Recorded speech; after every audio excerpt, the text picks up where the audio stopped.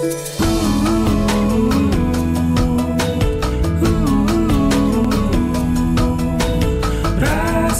TV untuk Islam yang satu. A'udzu billahi minasyaitonir rajim. Bismillahirrahmanirrahim. Alhamdulillahirabbil alamin. Allahumma shalli wa sallim wa barik ala sayyidina wa nabiyyina Muhammadin wa alihi wa sahbihi wa sallim. Rabbana atina min ladunka rahmah wa hayyi' lana min amrina rasyad. Rabbana zidna ilman wa alhiqna bis salihin, amma ba'd.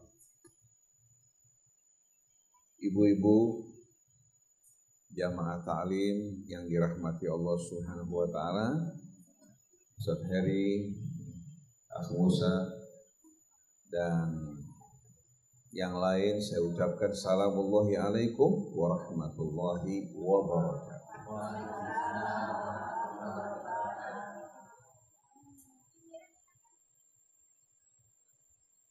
Ibu-ibu yang dirahmati Allah,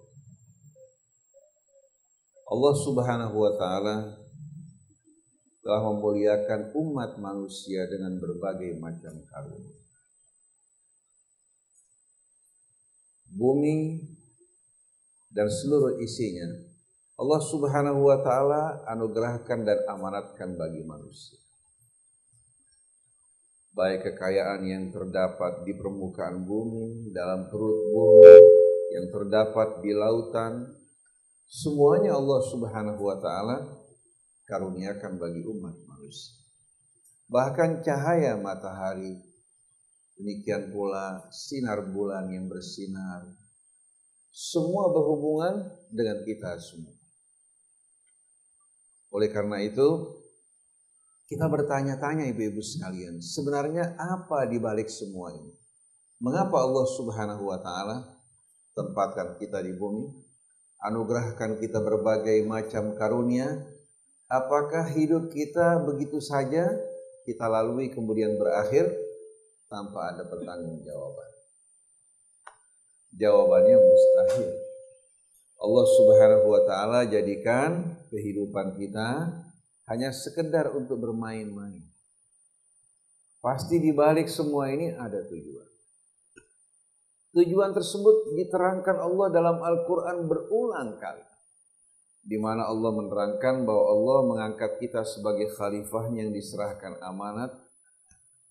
Allah berikan kita pendengaran, penglihatan, akal, pikiran, dan perasaan untuk mengajak kita mengenal Allah, mensyukuri nikmatnya, menyembahnya, dan tidak mempersekutukannya dengan sesuatu.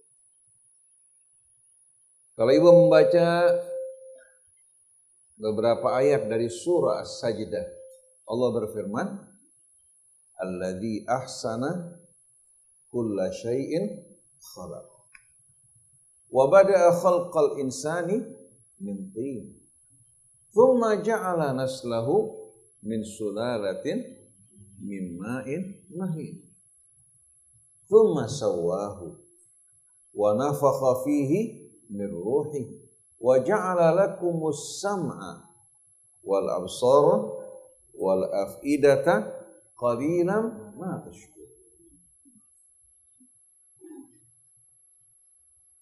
Huwa alladhi ahsana kulla syai'in khalaqah. Alladhi ahsana kulla syai'in, dialah yang telah mempercantik, memperindah segala sesuatu yang diciptakan.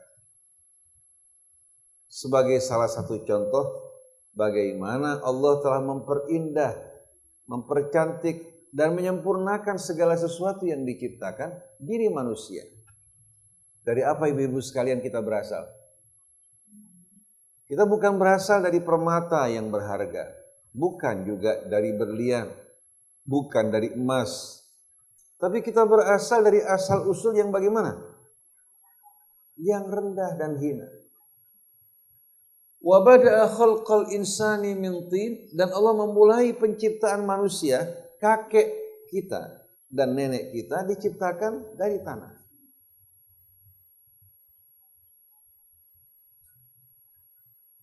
Kemudian tsumma ja'ala naslahu min sulalatin min ma'in mahin.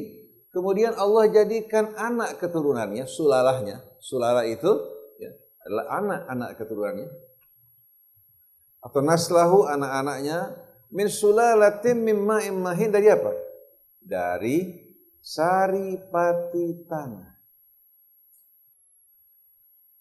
Kata tanasala ya tanasalu, berkembang biak dan berketurunan.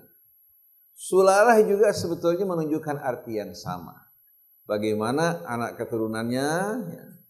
Allah tidak ciptakan langsung dari tanah, tapi dari sari-sari pati tanah yang melahirkan cairan yang benar-benar mahin, hina.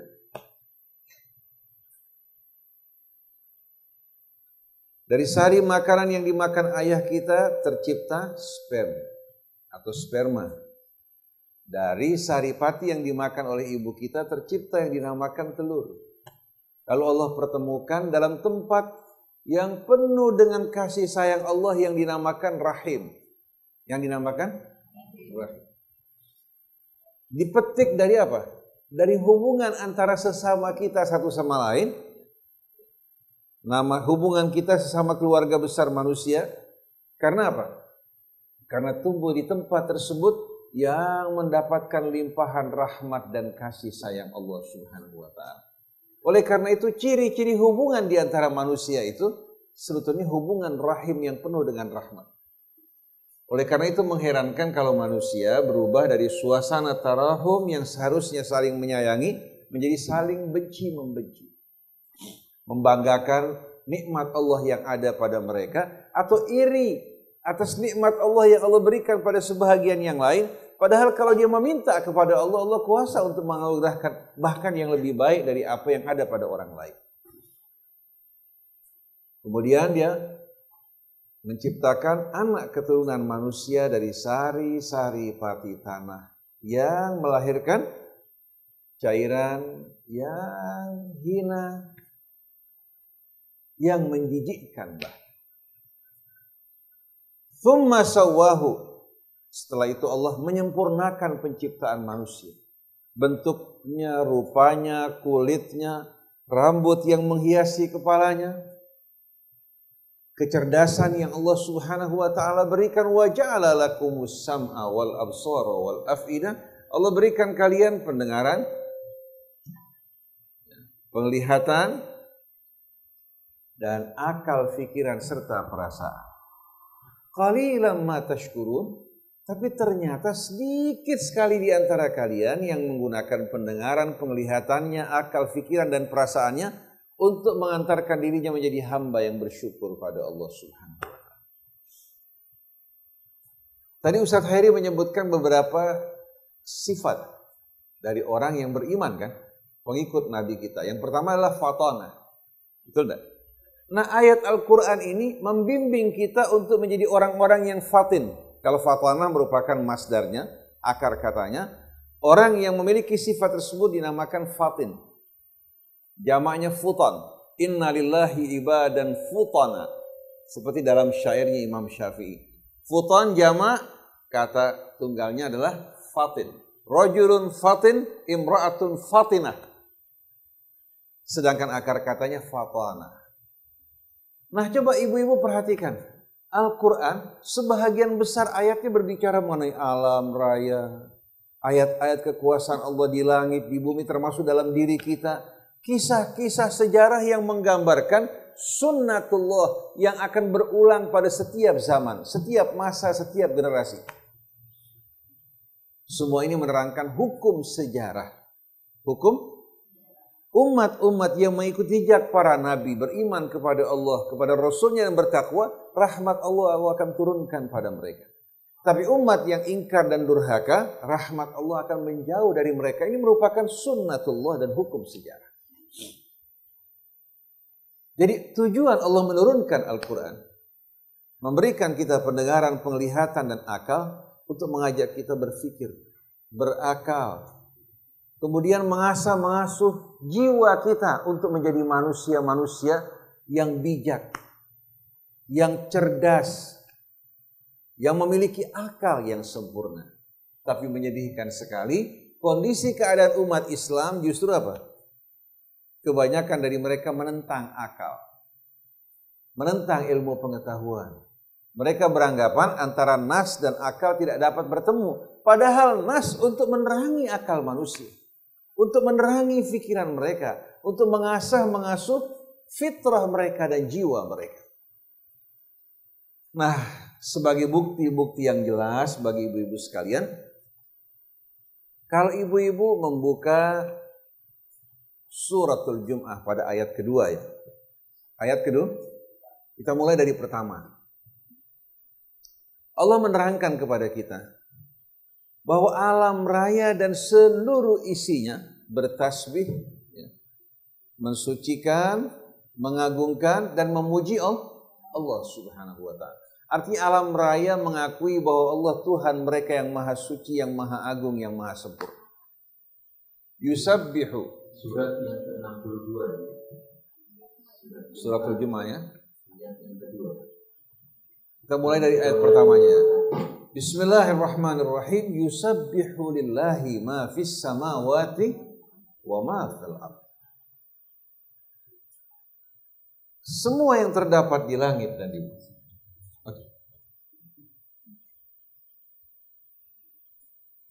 Semua yang terdapat di langit maupun di bumi senantiasa bertasbih kepada Allah.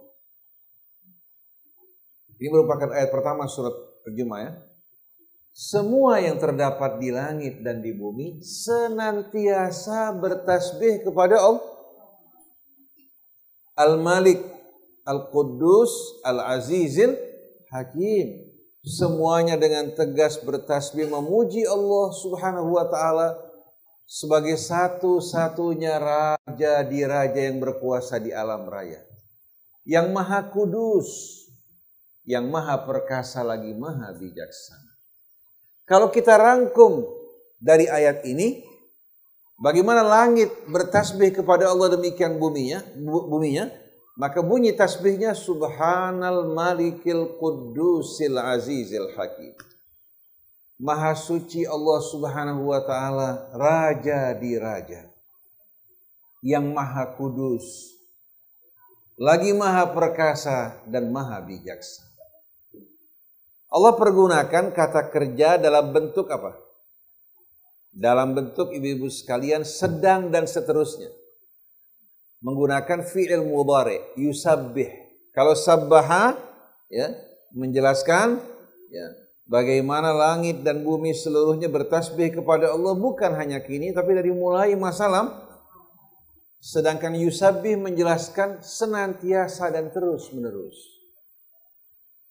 Kalau kita dibandingkan dengan langit bumi, maka kita tidak berarti apa-apa. Penciptaan langit dan bumi jauh lebih dahsyat dibandingkan dengan penciptaan manusia. Jadi langit bumi seluruh isinya senantiasa bertasbih kepada Allah. Dialah satu-satunya raja penguasa di seluruh alam raya yang maha kudus.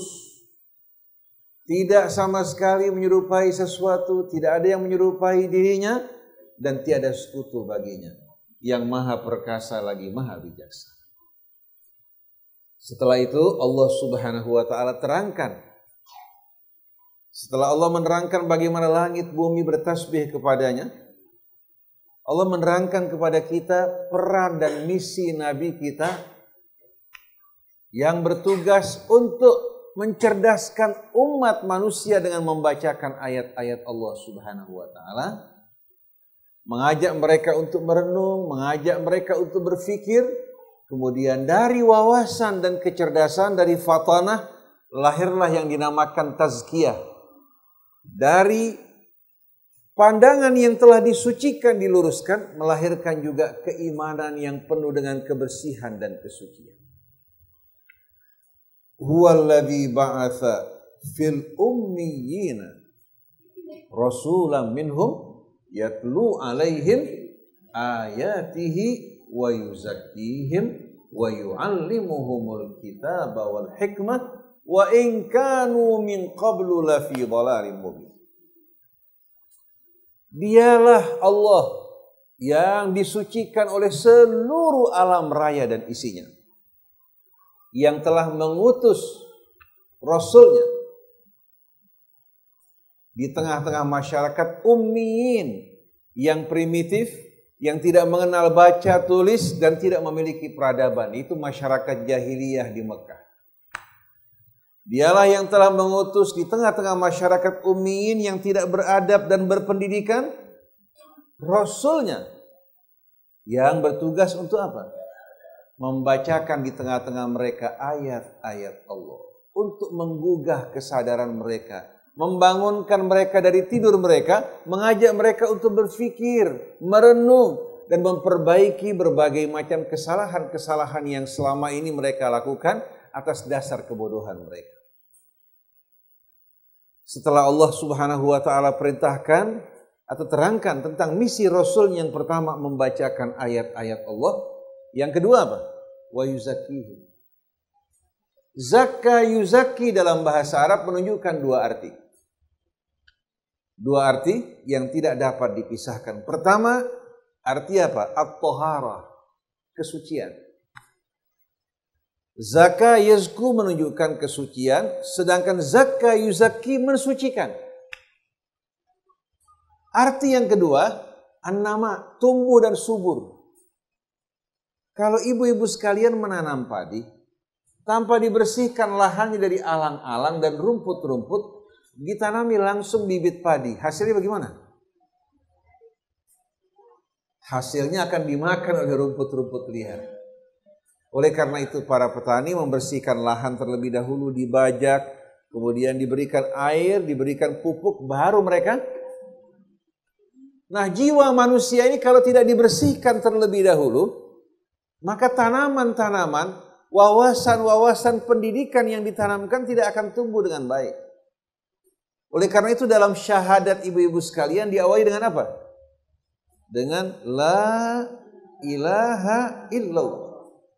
Pertama, hati kita menafikan ketuhanan. Kemudian kita menetapkan sebagaimana yang kita saksikan dari bukti-bukti di alam raya ini, bahwa satu-satunya yang betul-betul layak untuk disembah, satu-satunya penguasa pemerintah di alam raya hanyalah Allah Subhanahu wa ta'ala. Jadi pertama la dulu, ya, membersihkan, menafikan, baru setelah itu apa? Menanamkan dalam hati kita keesaan Allah Subhanahu wa ta'ala. Asyhadu an la ilaha illallah. Tapi kalau ibu bersaksi bahwa Allah Tuhan kita semua, tapi tidak membersihkan dari syirik, maka Allah tidak akan menerima keislaman ibu dan keimanan ibu. Oleh karena itu kita harus membersihkan jiwa kita dari apa ibu-ibu sekalian? Dari syirik, baru setelah itu kita ibu-ibu sekalian tanamkan kalimat tauhid dalam jiwa kita, dia akan subur, melahirkan dahan yang tinggi, ranting-ranting yang lebat dan pohon-pohon yang bermunculan tanpa mengenal musim. Oleh karena itu hati yang bergantung, bersandar pada Allah, berserah diri kepadanya, berlepas tangan dari seluruh makhluk, hati yang selalu dalam lindungan Allah, bimbingan dan petunjuk. Wa yuzakkihim, setelah membacakan ayat-ayat Allah yang begitu banyak dalam Al-Quran, melalui Al-Quran kembali Allah mensucikan jiwa mereka setelah meluruskan, membersihkan pandangan-pandangan mereka yang tidak benar. Kemudian berikutnya wa yu'allimuhumul kitaba wal hikmah, agar mereka memiliki pegangan pedoman hidup yang tidak hilang. Allah mengajarkan mereka Alkitab. Bukan hanya mengajarkan mereka Alkitab, tapi mengajarkan mereka juga, menganugerahkan mereka Al-Hikmah. Hikmah itu apa? Apa arti hikmah ibu sekalian? Kalau ibu mengetahui satu kebenaran, ibu ikuti. Ibu berjalan sesuai dengan kebenaran, itu merupakan hikmah yang sebenarnya.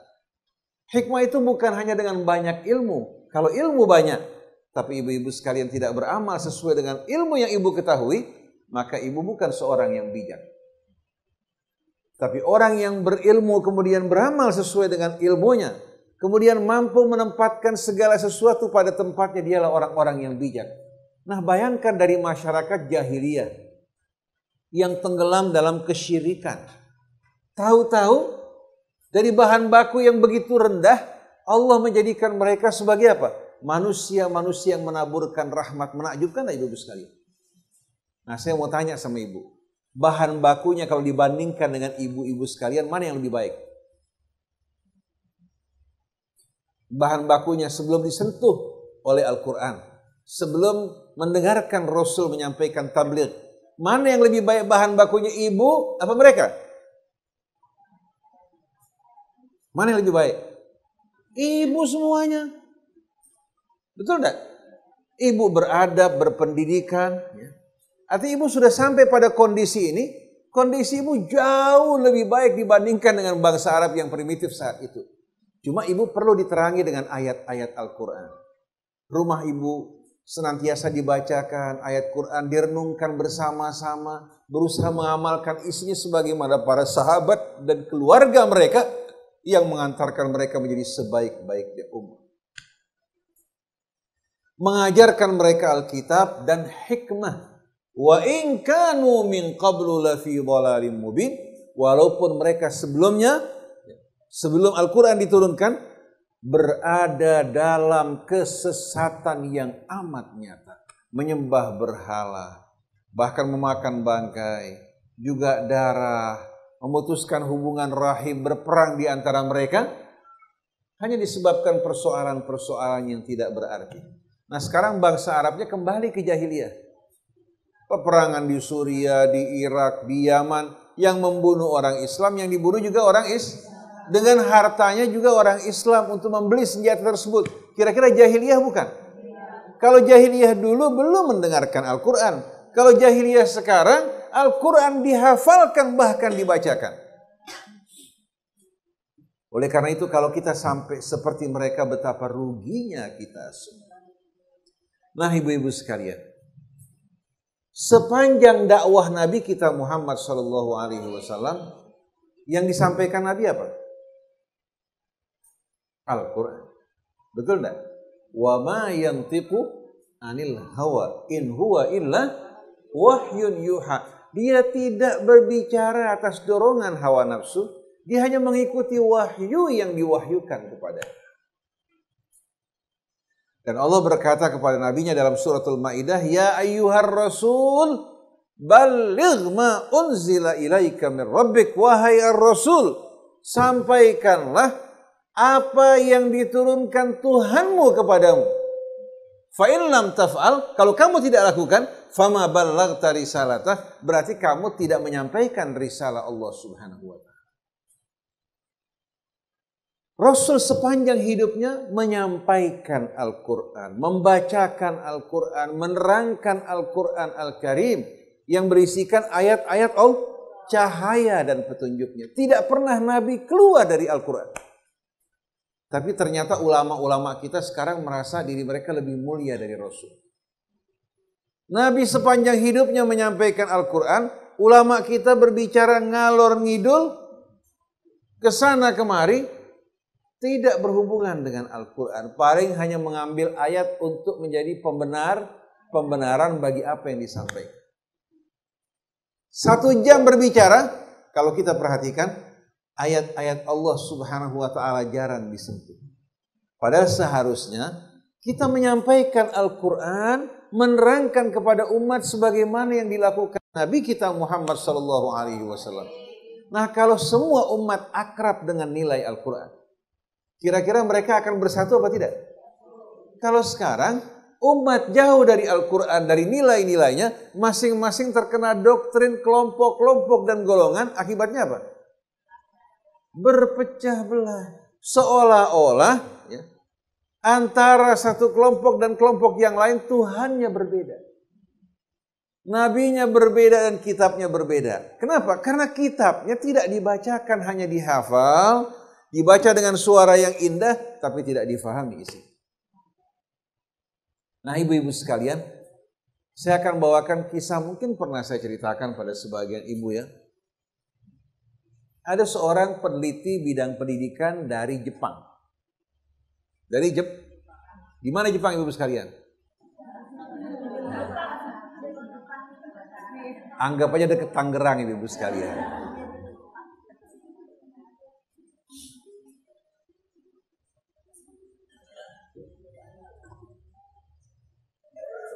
Wanita ini peneliti bidang pendidikan untuk meraih gelar PhD. Kalau di Indonesia orang melakukan penelitian atau membuat disertasi, terkadang mereka hanya mengambil dari perpustakaan. Tidak turun langsung melakukan penelitian secara apa? Secara real, berhadapan dengan kasus secara real. Nah, kebanyakan peneliti kita hanya mengutip dari buku ini yang ditulis oleh sebagian orang atau dari perpustakaan. Hingga hasil kesimpulannya tidak tajam. Tidak tajam. Nah, wanita ini melakukan penelitian tentang metode pendidikan dalam Islam. Kemudian dia menjadikan salah satu pesantren di Padang sebagai apa? Sebagai tempat kajiannya, sebagai sentralnya. Melakukan penelitian baik dengan membaca Al-Quran, kemudian melihat juga masyarakat Islam dari dekat, perilaku mereka, kehidupan sosial mereka, kehidupan rumah tangga mereka. Akhirnya wanita ini melahirkan satu kesimpulan yang amat menakjubkan. Amat menakjubkan. Apa kesimpulannya ibu-ibu sekalian? Dia mengatakan, ternyata kitab suci umat Islam telah memberikan mereka satu metode kurikulum pendidikan yang betul-betul amat indah, tapi tidak disadari oleh kaum muslim. Tidak disadari oleh kaum muslim. Apa yang menyentuh ibu-ibu sekalian hatinya? Ayat yang tadi kita baca. Pendidikan yang terbaik itu yang sifatnya praktis langsung. Allah ketika menurunkan ayat-ayat Al-Quran berbicara mengenai langit, bumi, mengenai tubuh manusia, bicara mengenai tumbuh-tumbuhan, mengenai hewan, mengenai lautan, mengenai buminya, mengajak manusia untuk membuka matanya, belajar dari ayat-ayat kebesaran dan keagungan Allah Subhanahu wa Ta'ala. Bukan belajar hal-hal yang jauh, bukan berdebat dalam alam metafisik, filsafat dan lain sebagainya mengenai alam-alam yang jauh dari dunia nyata, tapi Allah mengajak kita melalui alam nyata, melalui ayat-ayat Allah untuk menggugah kesadaran kita dan mencerdaskan diri kita. Saya mau tanya sama ibu, kalau ibu diberikan petunjuk cara membuat roti, melalui buku resep, sama ibu langsung diberikan contoh secara praktis membuat roti, lebih gampang mana?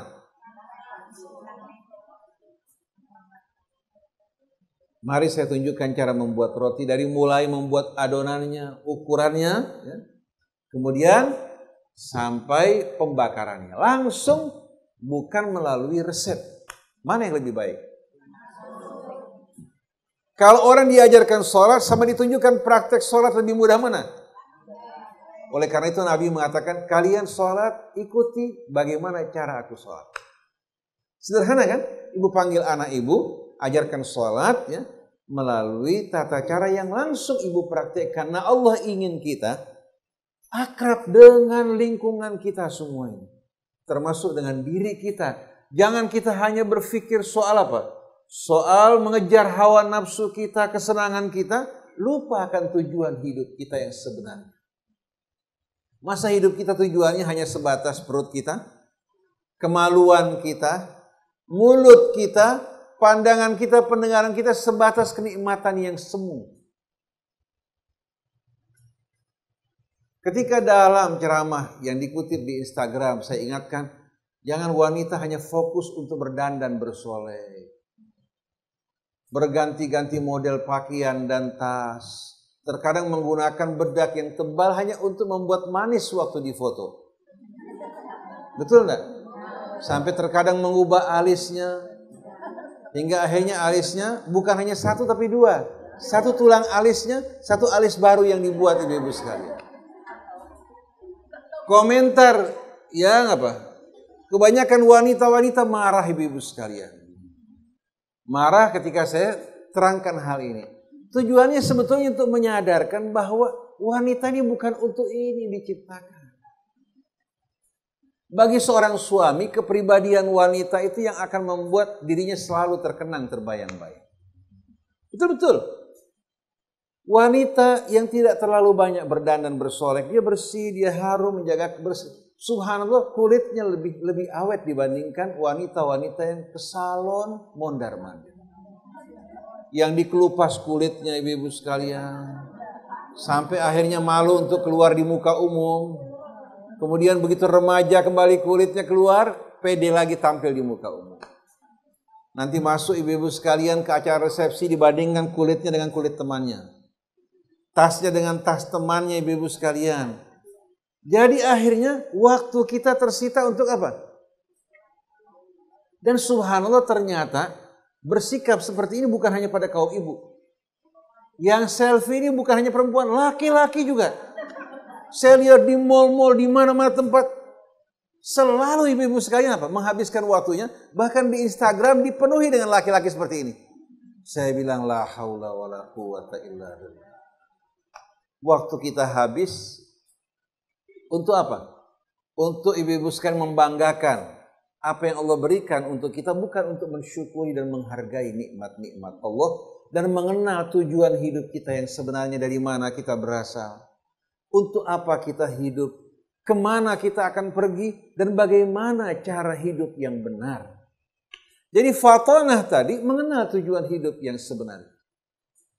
Kemudian amanah ini apa? Yang akan membuat hidup menjadi aman, damai, membangun kepercayaan di antara kita. Ekonomi tanpa kepercayaan akan membuat apa? Ekonomi kita hancur. Akhirnya membuat orang lebih percaya pada bank daripada kerjasama dalam investasi. Kehidupan sosial tanpa amanah hilang semuanya. Ulama tidak amanah, mengkhianati agama Allah, menempatkan ayat-ayat bukan pada tempatnya. Suami atau istri yang tidak amanah akan membuat kehidupannya penuh kecurigaan. Betul tidak ibu sekalian? Kemudian di samping amanah, sidik. Ya. Kejujuran ini yang membuat kita hidup aman, tidak merasa takut. Tidak merasa dihantui oleh apa? Oleh ketakutan kalau terbongkar kebohongan kita. Sidik ini membuat kita menyatu dengan alam raya dan seluruh isinya. Kemudian tabligh mengingatkan peran kita sebagai manusia, mencintai kebaikan untuk diri kita. Kita ingin juga orang lain menikmati hal yang sama, bukan kita mengkhianati atau menjerumuskan saudara kita. Jadi wanita peneliti dari Jepang ini, saya nggak kenal namanya siapa, karena yang berhubungan langsung Pak Munif Khatib. Dia ceritakan bagi wanita ini terkagum-kagum. Sewaktu dia membaca ayat ini, kenapa umat Islam kok mencari ke sana kemari, padahal kitab sucinya membimbing mereka langsung untuk belajar dari alam dan sekitar. Oleh karena itu ayat-ayat seperti dalam Al-Quran dominan. Sedangkan ayat hukum berapa banyak ibu sekalian? Berapa banyak ayat hukum? Cuma 500. Ayat hukum hanya 500 ayat. 2/3 bicara masalah apa? Rumah tangga. Ayat-ayat Quran yang bicara mengenai hukum 2/3 bicara mengenai rumah tangga, mengenai hak suami, hak istri, anak-anak, baik pada masa dalam keadaan rukun maupun masa perpisahan, berkaitan dengan warisan panjang lebar. Kenapa? Karena rumah tangga ini merupakan apa? Merupakan basis kehidupan masyarakat.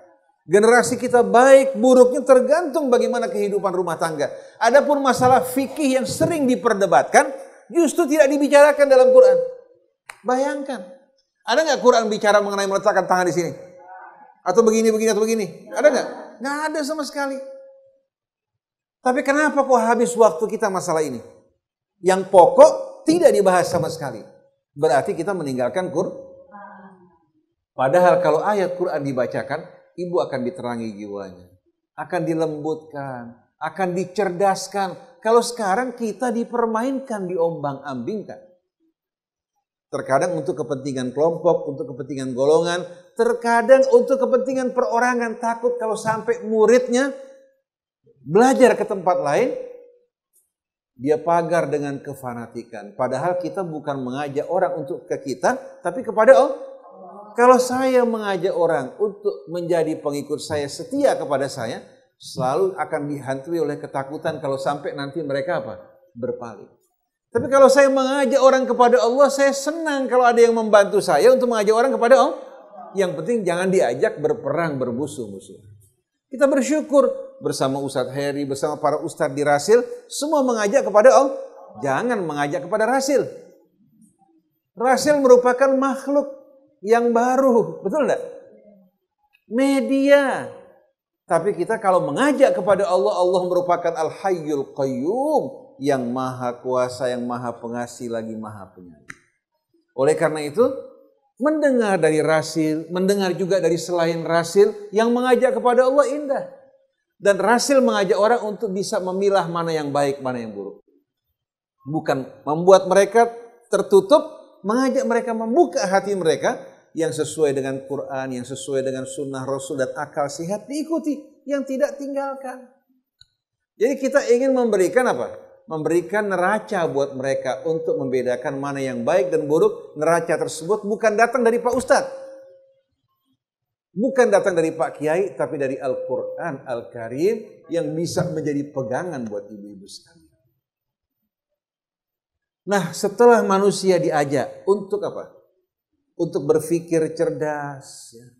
Untuk dapat betul-betul memiliki neraca membedakan di antara yang benar dan salah. Melalui ayat-ayatnya, Allah sucikan jiwa mereka. Karena apa? Karena sikap sepak terjang manusia tidak lepas dari apa? Dari wawasan dan jiwanya. Kalau jiwanya baik, wawasannya baik, insya Allah sikapnya bagaimana? Tapi kalau wawasannya buruk, penuh dengan kontradiksi, jiwanya terpengaruh apa tidak? Begitu pula sikap dan perilakunya. Saya ingin berikan contoh buat ibu-ibu. Kalau orang dalam pernikahan menginjak telur, membanting semangka. Ini menggambarkan orang yang lurus wawasannya apa orang yang kotor? Telur Allah anugerahkan untuk apa? Untuk kita nikmati. Juga untuk merenungkan ayat-ayat Allah pada nikmat yang Allah berikan buat kita. Semangka masa kita banting alasan menolak bala. Apa hubungannya? Betul nggak ibu sekalian? Ini semua karena wawasan dan pemahaman yang salah melahirkan penyimpangan. Dulu masyarakat jahiliyah untuk menjaga keselamatan anak-anaknya mengorbankan anaknya ibu sekalian. Salah satu anaknya dikorbankan untuk berhak. Di antaranya dulu Abdullah ayah Rasul hampir dikorbankan. Akhirnya ditebus dengan Di kampung-kampung kita kalau datang gerhana pada zaman dulu, yang tua-tua ngalamin. Itu orang mukul kaleng atau anak diayun di atas sumur. Ngalamin gak ibu sekalian? Kongtok yang hamil masuk kolong, anak diayun di atas apa? Sumur. Sambil mukul-mukul kaleng, bayangin coba.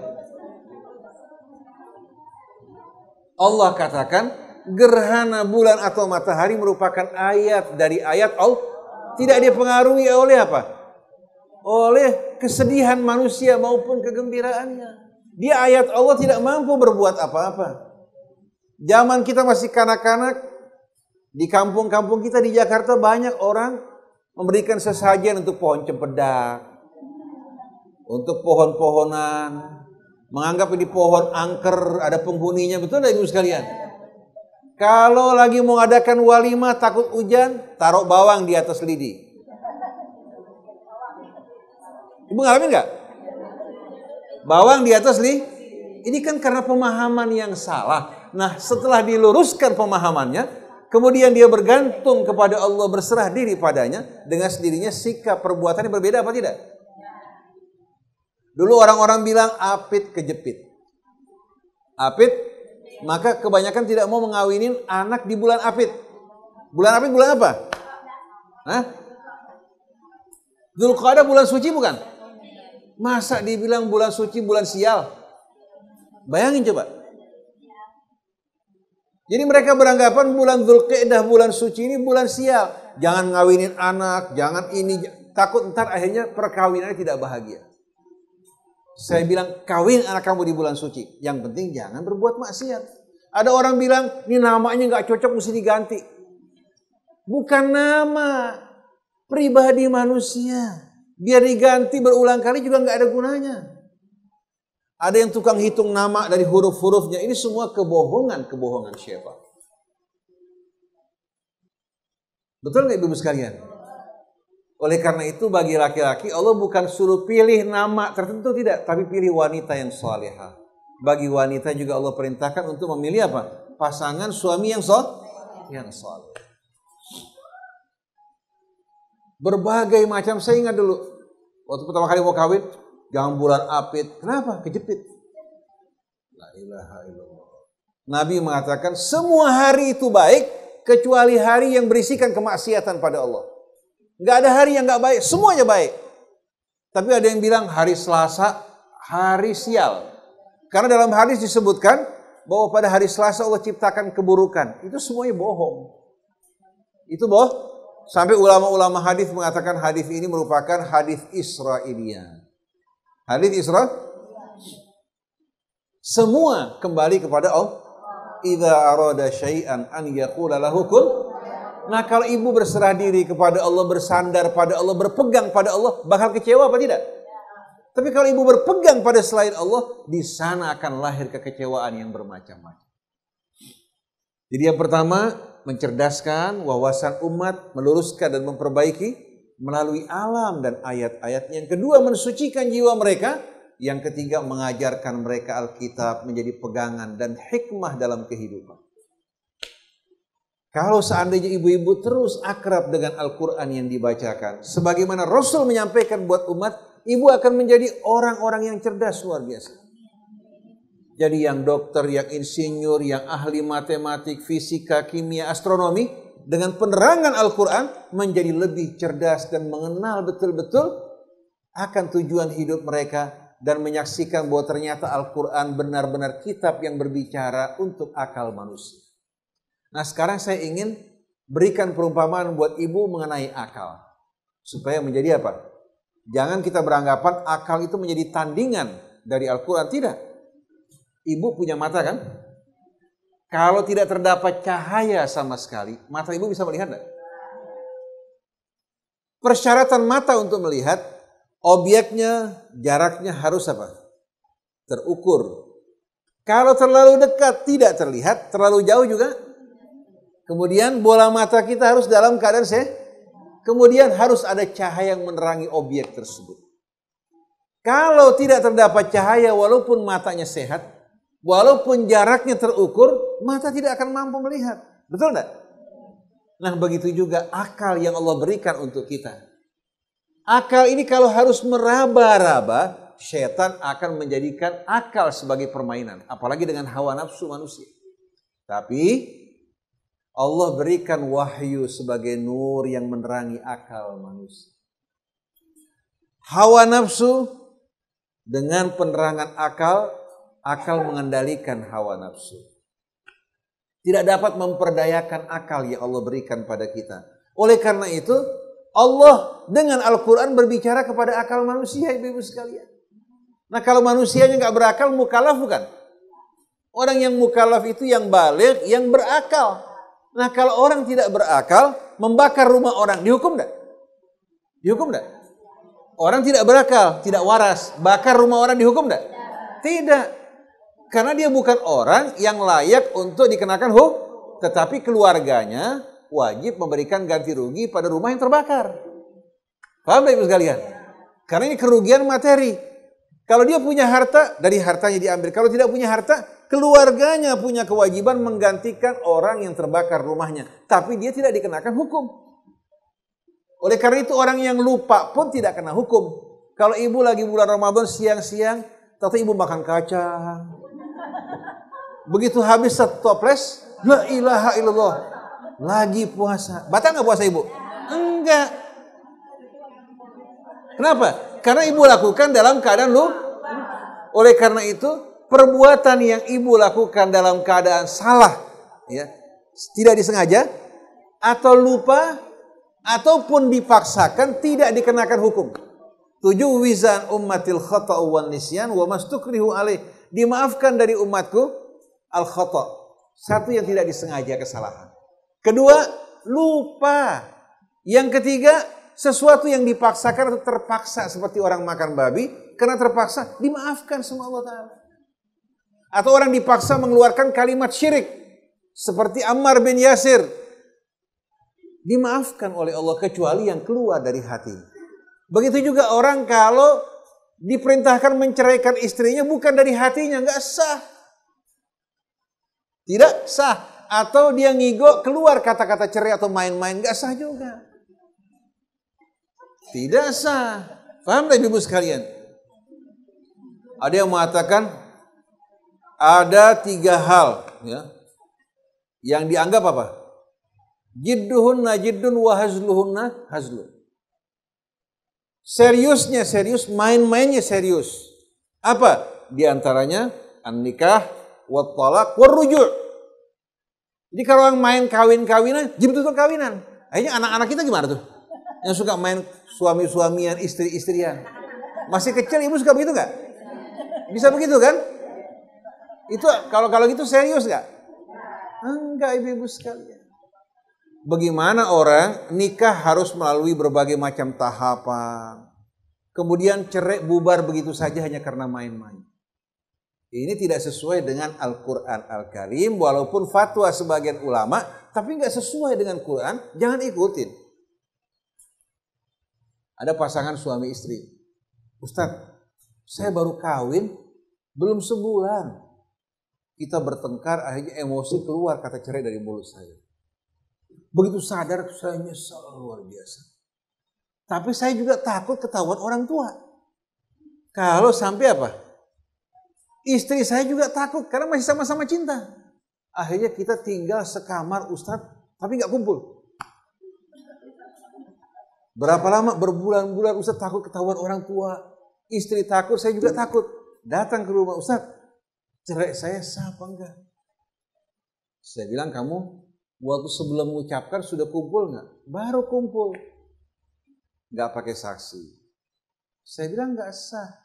Cerai itu dalam Al-Quran disebutkan harus dikala wanita dapat memulai iddahnya. Kalau habis digauli kemudian diceraikan nggak sah. Harus suci sebelum digauli. Jadi kita belum cerai Ustaz, belum cerai. Bayangin coba berbulan-bulan tinggal sekamar pengantin baru, mau cerai takut, mau kumpul nggak berani. Ini semua karena apa? Karena tidak akrab dengan tuntunan Al-Quran. Padahal Allah menjaga rumah tangga dengan sebaik-baiknya. Allah bilang, ya ayyuhan nabi, idza talaqtumun nisa fatalliquhunna li'iddatihin. Wahai nabi, kalau kalian akan menceraikan istri kalian, katakan pada umatmu, ceraikan mereka pada saat mereka dapat memulai iddahnya. Kalau wanita haid nggak bisa memulai iddah, maka nggak sah kalau wanita haid diceraikan. Kalau wanita suci tapi pernah digauli tidak sah juga. Saya pernah sampaikan kayak ini. Udah kan? Masih ingat nggak? Nanti boleh kita bahas lagi masalah ini secara panjang lebar dari beberapa surah insya Allah. Jadi ibu-ibu sekalian, agama Allah itu indah. Tujuannya menjaga, memelihara kelangsungan rumah tangga. Manusia dalam kehidupannya tidak luput dari kesalahan. Oleh karena itu yang salah karena kebodohan, karena lupa, karena terpaksa dimaafkan sama Allah Ta'ala. Oleh karena itu Allah mengatakan, la yu'akhidhukumullahu billaghwi fi aymanikum. Allah tidak menghukum kalian dengan sumpah kalian yang tidak sungguh-sungguh. Walakin yu'akhidhukum bima aqadtumul ayman. Tapi yang kalian niatkan dengan sungguh-sungguh, yang kalian ucapkan dalam keadaan sadar, itu yang dikenakan hukum.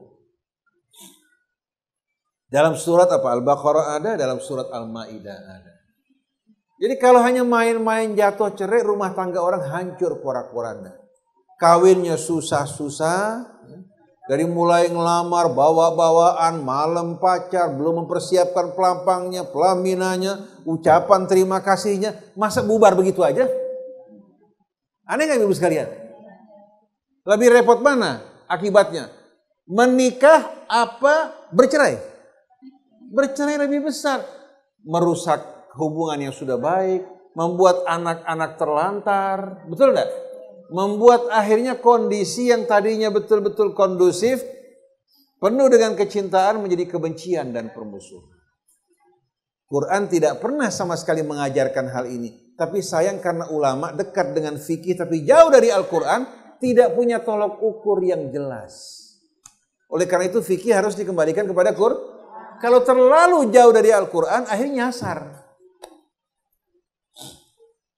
Jadi ibu-ibu sekalian, Allah mengajak kita semua untuk benar-benar akrab dengan Al-Quran. Maka saya bersama Ustadz Hai dan lain-lain sebagainya, kita akan terus mengulang-ulang Al-Quran. Dan bahasanya mudah, iramanya juga dibaca dengan indah. Kalau ibu mendengarkan Quran yang dibaca dengan suara indah, ibu fahami isinya bagaimana ibu sekalian.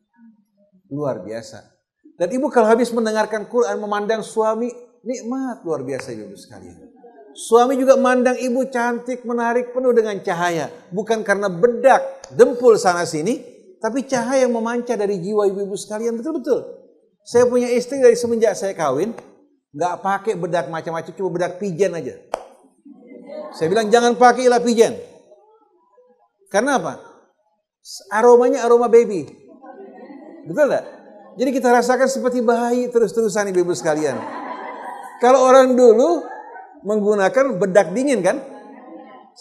Orang ibu-ibu bedak dingin pakai melati, pakai daun kenanga ya. Kemudian direndam. Itu ibu kita dipakai itu Masya Allah. Sampai 70 tahun masih kelihatan lembut dipandang ibu-ibu sekalian. Tapi bedak-bedak yang bermacam-macam ini membuat muka ibu hari cemong. Betul-betul. Seperti orang belang ibu-ibu sekalian. Dan ibu nggak pede. Kalau keluar dari kamar mesti berhias dulu baru keluar. Kalau nggak apa?